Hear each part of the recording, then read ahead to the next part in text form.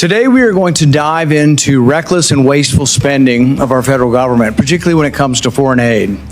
The United States should not be the sugar daddy for the entire world, especially not for countries and organizations who act contrary to our nation's beliefs. Our country is $36 trillion in debt, yet we continue to send billions of dollars overseas, often funding projects that are not just useless, but in many cases actively harmful. Taking the path to fiscal responsibility is often a lonely journey, but thanks to Elon Musk and Doge, they've brought to light the waste that I've been highlighting for over the last decade. Every year I release my Festivus report to expose the ridiculous spending of the federal government, and this past year was no exception.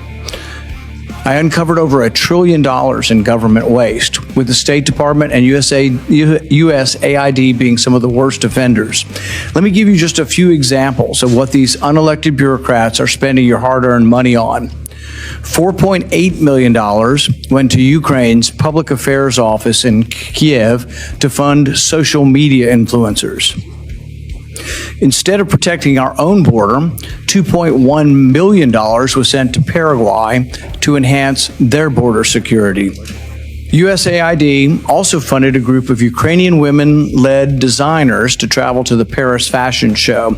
I don't know about you, but I'd imagine Ukrainian women have more important things to worry about than appearing in the Paris fashion show. USAID spent $2 million on transgender surgeries, hormone therapy, and gender-affirming care in Guatemala. $3 million was spent to promote girl-centric climate action in Brazil. And I'd love to picture what a conversation about girl-centered climate action looks like. It's like, hey, Barbie, do you know what girl-centered climate change is? Since when do we believe arguments need to be tailored for girls to understand? How insulting to women at large that they think there are special arguments for girls to understand that are different than boys. $25,000 to fund a transgender opera in Colombia. Was nobody in Colombia willing to buy a ticket? USAID spent $32,000 in Peru to create a comic featuring a trans hero to address social and mental health issues. What does that have to do with diplomacy? $20,000 to fund a DEI program for a drag theater in Ecuador. $20 million was spent to produce a new Sesame Street show in Iraq. USAID spent $6 million to promote a project boosting sustainable tourism in Egypt. I guess the U.S. is now the travel agent for the entire world since they spent $50 million on Tunisia's tourism, even though it's already one of the most visited countries in Africa. USAID gave $87.9 million to help Afghans farm, $70,000 for a live musical event to promote diversity, equity, inclusion, and accessibility in Ireland. State Department paid $330,000 to compile a disinformation index to blacklist conservative media outlets. $15 million was awarded to Taliban-controlled Afghanistan to distribute oral contraceptives and condoms. There's still a $3 billion fund for Afghan reconstruction that have tried to take that money to pay for other things that the government is spending money on, and yet there's been resistance by the other side to deplete that fund and say, we're done funding things in Afghanistan. This is just the tip of the iceberg.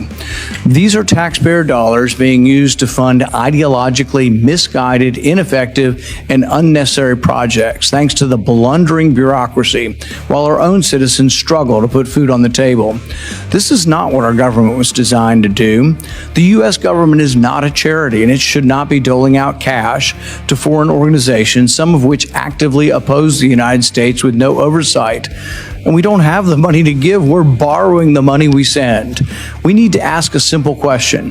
Why are we borrowing money to send money overseas? Even if USAID eliminated the crazy left-wing grants for trans operas, it still makes no sense to borrow money to then turn around and send it overseas. Borrowing money to send as charity is like the worker who has no money left after paying for their food, rent, and gas, saying, oh, well, I see this homeless person, I have such great sympathy. I'll go to the bank and I'll borrow $1,000 to give to this person. That's what we are doing. We can't pay for our own, and we are borrowing the money we send overseas. That money could be used to pay down our $36 trillion debt. and take care of the American people, the very people who actually pay these taxes in the first place. It's time for a real change. America should not continue to be the world's piggy bank. It's time to end the waste of foreign aid and end the bureaucracy and for once do what's right by the American taxpayer.